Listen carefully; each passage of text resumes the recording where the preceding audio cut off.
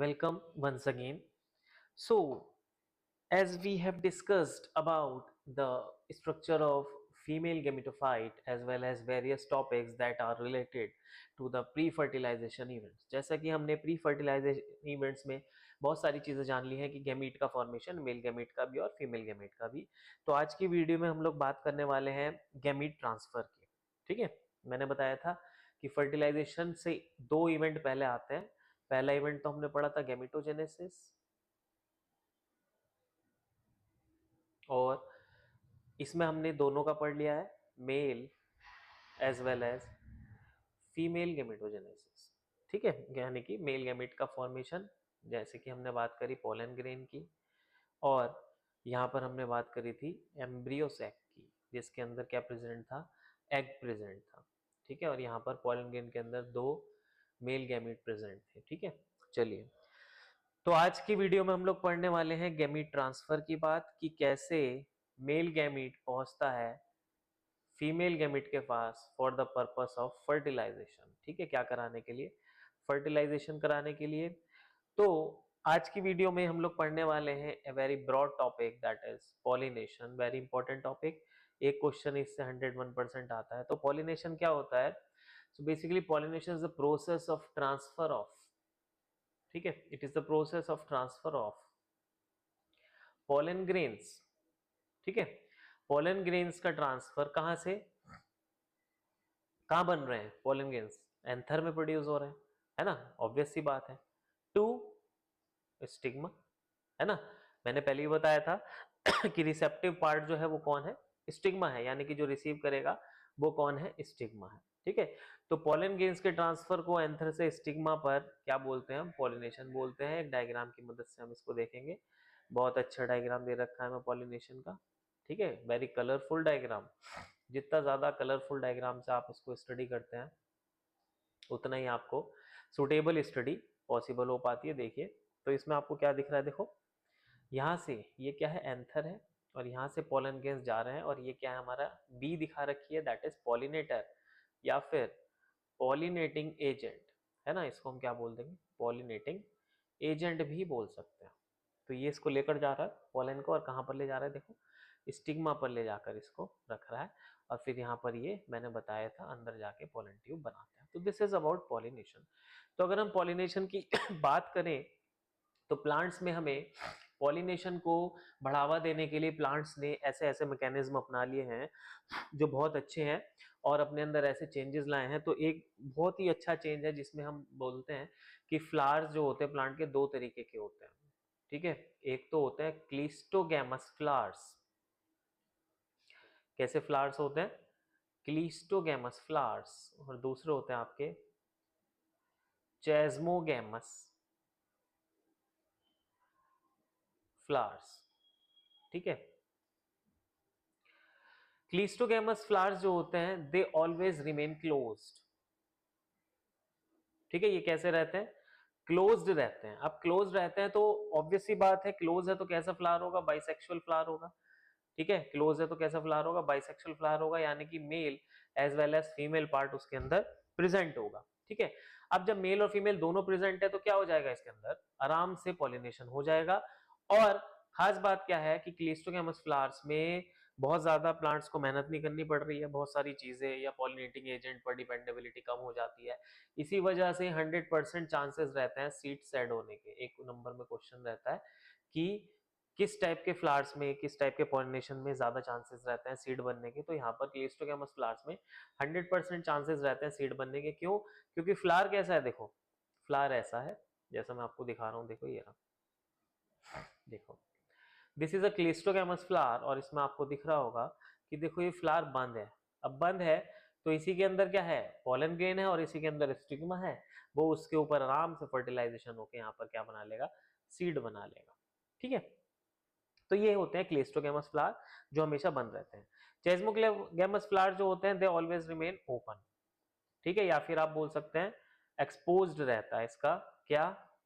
Anther as well as style. ठीक है, ये दोनों पार्ट इसके कैसे रहते हैं? एक्सपोज रहते हैं। तो यहाँ पर चांसेस ज्यादा रहते हैं, क्रॉस पॉलिनेशन भी हो जाता है ना। बट यहाँ पर क्लीस्टोगैमस फ्लावर के केस में क्रॉस पॉलिनेशन नहीं होता है, यहाँ पर क्रॉस पॉलिनेशन हो जाता है। अभी पढ़ेंगे क्रॉस पॉलिनेशन क्या है। तो यहाँ पर क्रॉस पॉलिनेशन पॉसिबल है। देखेंगे डायग्राम में क्लीस्टोगैमस फ्लावर को भी कैसा देखने के लिए मिलता है, चेस्मोगैमस, सॉरी, देखो ये रहा, बहुत अच्छा एक्सपोज फ्लावर्स दिखा रखा है यहाँ पर हमें डायग्राम की मदद से देख सकते हैं आप, देखो कितना एक्सपोज्ड है और इसमें आराम से ये देखो ये एंथर्स हैं, ये स्टिग्मा है इसका, ये इसके ऊपर भी जा सकता है या किसी अनदर फ्लावर से भी इसके ऊपर आ सकता है। ठीक है, तो ये हमारी बेसिक सी बात हो गई जिसमें हमने आपको बताया दो तरीके के क्या है फ्लावर्स हैं, दैट इज चेस्मोगैमस एंड क्लीस्टोगैमस। चलिए आगे बढ़ते हैं तो बात करते हैं टाइप्स ऑफ पॉलिनेशन। ठीक है, कि पॉलिनेशन कितने टाइप का होता है। ठीक है, तो basically pollination is divided into two broad categories. एक होता है हमारा सेल्फ पॉलिनेशन, ठीक है, एक क्या होता है सेल्फ पॉलिनेशन, नाम से समझ में आ रहा है सेल्फ, और एक होता है आपका cross pollination. Cross pollination is also known as xenogamy. ठीक है, इसको एक और नाम से जानते हैं जीनोगैमी। बट अगर हम सेल्फ पॉलिनेशन की बात करें तो दो कैटेगरी आती है, एक तो आती है आपकी ऑटोगैमी और एक आती है जीटोनोगैमी। ठीक है, दो कैटेगरी आ रही है आपकी, एक तो ऑटोगैमी और एक जीटोनोगैमी। अब मैं बताऊंगा आपको कि ऑटोगैमी और जीटोनोगैमी में क्या अंतर है। ठीक है, मान लीजिए मैं कह रहा हूं कि एक प्लांट है और उसमें मल्टीपल फ्लावर्स हैं, और सपोज कीजिए ये एक फ्लावर है, ठीक है, इसमें ये एंथर है और ये इसका क्या है स्टिग्मा। ठीक है, तो मैं आपसे कहूं इसी फ्लावर में इस एंथर से इसी स्टिग्मा पर पॉलन ग्रेन्स गिर जाए, यानी कि with in a flower, autogamy में मैं क्या कहूंगा विद इन द फ्लावर, कि एक ही फूल में पॉलिनेशन हो गया। ठीक है, तो ये तो हो गया ऑटोगैमी। ठीक है, एक ही फूल में। अब इससे पहले देखो मैंने आपको बताया था क्लीस्टोगैमस, और इसके एग्जांपल्स भी बता देता हूं।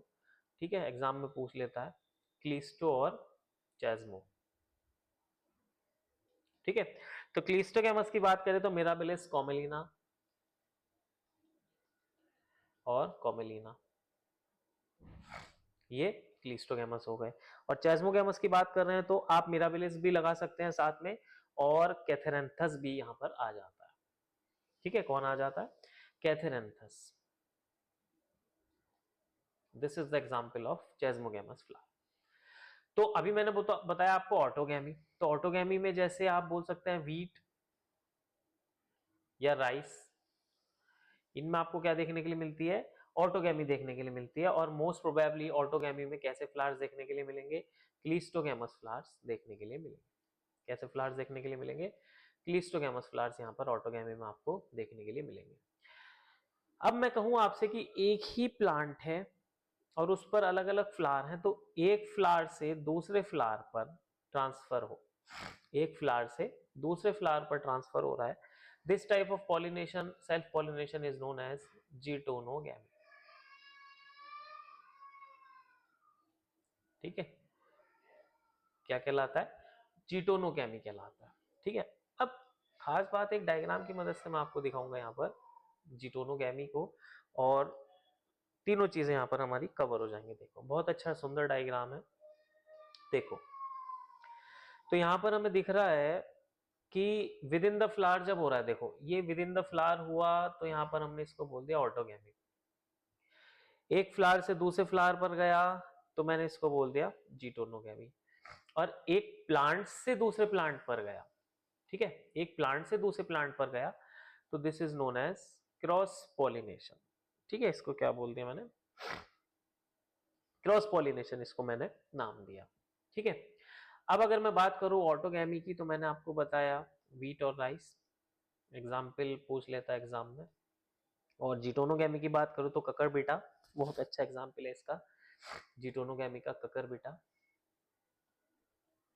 अब और जीनोगैमी क्रॉस पॉलिनेशन तो बहुत सारी चीजों में देखने के लिए मिलता है, जैसे पपाया हो गया, मेज हो गया। जीनोगैमी किस किस में देखने के लिए मिल रहा है पपाया या फिर मेज प्लांट, इन सब में क्या हो रहा है क्रॉस पॉलिनेशन हो रहा है। अब एक बात मैं आपको छोटी सी बता देता हूं कि क्रॉस पॉलिनेशन जो है, जो क्रॉस पॉलिनेशन है वो बेनिफिशियल है। क्रॉस पॉलिनेशन कैसा है एडवांटेजियस है, बेनिफिशियल है। क्यों? क्योंकि इसमें क्या देखने के लिए मिलता है? वेरिएशंस देखने के लिए मिलता है। ठीक है, क्या देखने के लिए मिल रहा है? वेरिएशंस देखने के लिए मिल रहे हैं। अब इंपॉर्टेंट चीज यहां पर क्या आती है कि जो ऑटोगैमी है वो तो सेल्फ पॉलिनेशन है, बट जो जीटोनोगैमी है इसके लिए एक क्वेश्चन बहुत ज्यादा पूछा जाता है कि it is functionally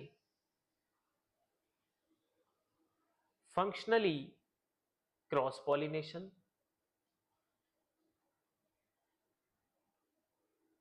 and genetically self pollination. ठीक है, कि फंक्शनली तो क्या है? क्रॉस पॉलिनेशन है, और जेनेटिकली सेल्फ पॉलिनेशन। व्हाई?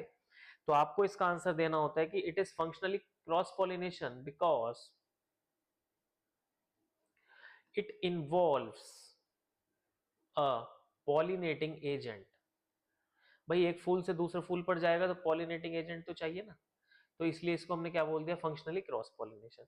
और genetically it is self pollination because it occurs on same plant, एक ही प्लांट पर हो रहा है, इसलिए हमने इसको क्या बोल दिया? जेनेटिकली और फंक्शनली क्रॉस पॉलिनेशन। तो ये 2 नंबर का क्वेश्चन आपका बहुत ज्यादा पूछा जाता है।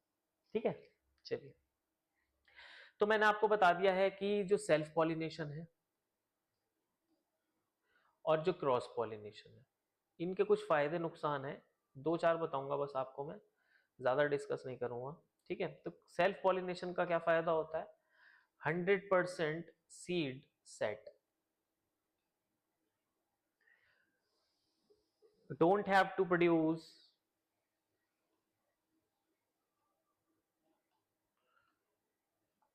large number of pollen, बहुत ज्यादा pollen नहीं बनाना पड़ेगा। और यहां पर क्या आता है? doesn't depend upon, किसके ऊपर डिपेंड नहीं करेगा? पॉलिनेटिंग एजेंट के ऊपर, है ना, पॉलिनेटिंग एजेंट की भी जरूरत नहीं पड़ रही है। बट इसका एक डिसएडवांटेज है बहुत ज्यादा, क्या? इन ब्रीडिंग डिप्रेशन। क्या देखने के लिए मिलता है? इन ब्रीडिंग डिप्रेशन, अभी बताऊंगा इन ब्रीडिंग डिप्रेशन क्या होता है। और क्रॉस की अगर हम बात करें तो यहाँ पर क्या फायदा होता है? वेरिएशंस, एक बहुत बड़ा फायदा है कि यहाँ पर वेरिएशंस देखने के लिए मिलता है, न्यू वेराइटीज का फॉर्मेशन होता है। तो खास बात क्या है कि जो प्लांट्स हैं वो किसको प्रिफर करते हैं? क्रॉस पॉलिनेशन को प्रिफर करते हैं। इनब्रीडिंग डिप्रेशन क्या होता है कि बार बार जब with in a same plant, bar bar with in a same plant जब ये प्रोसेस चलता रहता है तो प्लांट की जो रिप्रोडक्टिव कैपेबिलिटी होती है, क्या होती है? रिप्रोडक्टिव कैपेबिलिटी वो खत्म हो जाती है या डैमेज हो जाती है। ठीक है, क्यों? क्योंकि न्यू जीन्स नहीं आ रहे हैं, नो न्यू जीन्स, किसी प्रकार के नए जीन्स का नहीं हो रहा है इसमें इन्वॉल्वमेंट। ठीक है, चलिए, तो मैंने आपको ऑटोगैमी और ये सब बता दिया है, जीटोनोगैमी और जीनोगैमी। अब हम बात करते हैं कि क्रॉस पॉलिनेशन के लिए क्या एडेप्टेशंस करते हैं प्लांट्स। तो एडेप्टेशंस फॉर क्रॉस पॉलिनेशन, इससे बहुत बार क्वेश्चन पूछा जा चुका है एग्जाम में कि प्लांट्स क्या एडेप्टेशंस करते हैं क्रॉस पॉलिनेशन के लिए, और इन्हीं को हम दूसरे नाम से जानते हैं आउट ब्रीडिंग डिवाइसेस, यानी कि ऐसे मेथड जिसकी मदद से प्लांट क्या कर रहा है? क्रॉस पॉलिनेशन करा पा रहा है या फिर आउट ब्रीडिंग कर रहा है। ठीक है, क्रॉस पॉलिनेशन करा पा रहा है या फिर आउट ब्रीडिंग कर रहा है। तो ऐसे 5 डिवाइसेस हमारे सामने हैं, पांचों के बारे में पढ़ेंगे। तो सबसे पहला आता है हमारा, दैट इज डाइकोगैमी, बहुत इंपॉर्टेंट है। तो डाइकोगैमी बेसिकली क्या है? भाई मान लीजिए आपने क्रॉस पॉलिनेशन कराना है, तो आप क्या चाहेंगे कि दोनों चीजें सेम टाइम पे मैच्योर ना हो, एंथर और स्टिग्मा या फिर पोलन ग्रेन या स्टिग्मा। तो डाइकोगैमी में क्या होता है कि मैच्योरेशन टाइम में वेरिएशन आ जाता है। ठीक है, जो मैच्योरेशन टाइम होता है वो चेंज हो जाता है। Maturation time changes of anther and stigma. यानी कि अगर मैं कहूं एंथर मैच्योर हो गया तो स्टिग्मा रिसेप्टिव नहीं है, स्टिग्मा रिसेप्टिव है तो एंथर मैच्योर नहीं है। तो दो तरीके से होता है, एक होता है प्रोटेंडरी, यानी कि पहले एंड्रोशियम का डेवलपमेंट हो गया है, ठीक है, anther male part is developed earlier. इसमें क्या होता है, जो मेल पार्ट है वो पहले डेवलप हो जाएगा। और अगर हम बात करें स्टिग्मा वाले की तो इसको हम बोलते हैं प्रोटोगाइनी, ठीक है। कंडीशन क्या कहला रही है, प्रोटोगाइनी कहला रही है, ठीक है। चलिए तो इसका डायग्राम दिखाता हूं मैं, प्रोटोगाइनी वाली कंडीशन जो डाइकोगैमी है, डाइकोगैमी ये रहा, ठीक है। देखो इसमें हमें दिख रहा है साफ साफ कि ये वाली कंडीशन देखो, प्रोटेंडरी में पहले इसका डेवलपमेंट हो गया है यहाँ पर, ये रिसेप्टिव नहीं है, और प्रोटोगाइनी में ये रिसेप्टिव हो गया है ब्लैक पोर्शन से और इसका डेवलपमेंट नहीं हुआ है। तो दिस इज अबाउट डाइकोगैमी। आगे बढ़ते हैं, डाइकोगैमी के बाद दूसरा आता है हमारा हेट्रोस्टाइली, ठीक है। हेट्रोस्टाइली नाम से समझ में आ रहा है कि स्टाइल की जो लेंथ होती है वो चेंज हो जाती है, स्टाइल लेंथ वेरिएट्स। जो स्टाइल की लेंथ होगी उसमें आपको वेरिएशन देखने के लिए मिलेगा। इसको हम क्या बोलते हैं, हेट्रोस्टाइली। अलग अलग पोजीशन पर इसकी प्लेसमेंट होगी। हेट्रोस्टाइली के केस में ये रहा, ठीक है।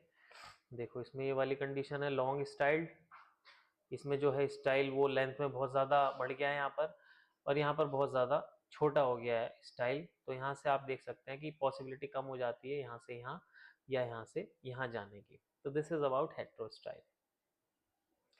हेट्रोस्टाइली के बाद थर्ड आता है आपका सेल्फ इनकम्पैटिबिलिटी। सेल्फ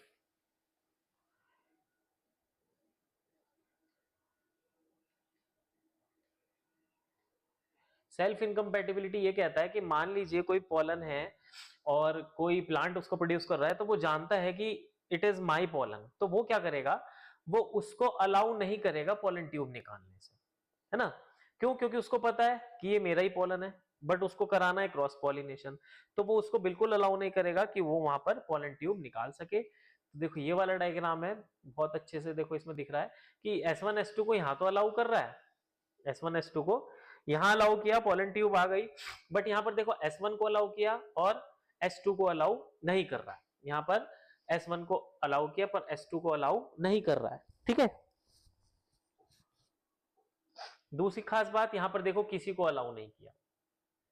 तो खास बात सेल्फ इनकम्पैटिबिलिटी में यह है कि अपने ही पॉलन को पहचानता है और अपने ही पॉलन को अलाउ नहीं करता है ग्रोथ कराने के लिए। This is about self incompatibility. चौथा आता है हमारा सेल्फ इनकम्पैटिबिलिटी के बाद डाइक्लिनी और यूनिसेक्सुअलिटी। डाइक्लिनी और यूनिसेक्सुअलिटी। अब इसमें क्या है, इसमें क्या होता है, देखो एक ही प्लांट पर फ्लावर्स जो हैं वो यूनिसेक्सुअल प्रोड्यूस होते हैं। कैसे यूनिसेक्सुअल, या तो मेल फ्लावर है फीमेल फ्लावर है, मेल फ्लावर है फीमेल फ्लावर है। इससे क्या प्रिवेंट हो जाएगा, ऑटोगैमी। ऑटोगैमी तो प्रिवेंट हो जाएगी बट जीटोनोगैमी प्रिवेंट नहीं होगी, ठीक है। ऑटोगैमी तो प्रिवेंट हो जाएगी पर जीटोनोगैमी प्रिवेंट नहीं होगी। और जो पीछे पड़े हमने जैसे सेल्फ इनकम्पैटिबिलिटी में, क्या ये प्रिवेंट करेगा किसको, ऑटोगैमी को, जीटोनोगैमी को, दोनों को। हेट्रोस्टाइली में पॉसिबिलिटी है कि सिर्फ ऑटोगैमी को प्रिवेंट करे, इसमें भी कंडीशन यही है कि ऑटोगैमी को प्रिवेंट कर सकता है, हो सकता है दूसरे फ्लावर का मैच्योर हो गया हो, है ना। तो ये तो था हमारा चार, और हमारा लास्ट आता है, इससे लास्ट से पहले मतलब पांचवा आता है हर्कोगैमी। हर्कोगैमी में क्या होता है कि स्ट्रक्चरल वेरिएशंस आ जाते हैं। क्या आ जाते हैं, स्ट्रक्चरल वेरिएशंस। और स्ट्रक्चरल वेरिएशंस क्या होते हैं कि कुछ ऐसा स्ट्रक्चर बन जाता है वो बैरियर की तरह काम करता है। किसकी तरह काम करता है, बैरियर की तरह काम करता है। कि वो उसके अंदर एंटर कर ही नहीं सकेगा। देखो ये रहा, कहाँ देखो एंथर है ना, और कैसे इसका इसके अंदर जाके स्टाइल है। तो ये देखो बैरियर बन गया इसके ऊपर ये वाला, और ये बैरियर की वजह से एंथर यहाँ पर नहीं जा पाएगा, तो ये क्रॉस पॉलिनेशन को सपोर्ट करेगा। और लास्ट आता है हमारा दैट इज सिक्स्थ वन, वैसे तो बेसिकली 5 पूछे जाते हैं, सिक्स्थ वन आता है हमारा डायोसी। डायोसी यानी कि यूनिसेक्सुअल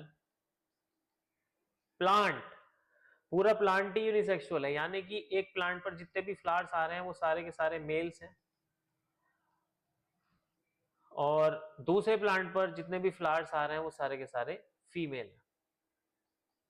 ठीक है, तो पॉसिबिलिटी क्या होगी, हो ही नहीं सकता किसी के में, सब चीजों को अवॉइड कर रहा है ऑटोगैमी जिटोनोगैमी, और 100% किसको सपोर्ट कर रहा है, क्रॉस पॉलिनेशन को। तो किसमें देखने के लिए मिलता है हमें, पपाया में, पपाया प्लांट में देखने के लिए मिलता है हमें डायोसी। तो this is all about the pollination and adaptations. अगली वीडियो में हम एजेंट्स ऑफ पॉलिनेशन पढ़ेंगे और अडेप्टेशंस पढ़ेंगे कि क्या क्या अडेप्टेशंस प्लांट्स में होती है। तब तक आप वीडियो को देखें, लाइक करें, शेयर करें।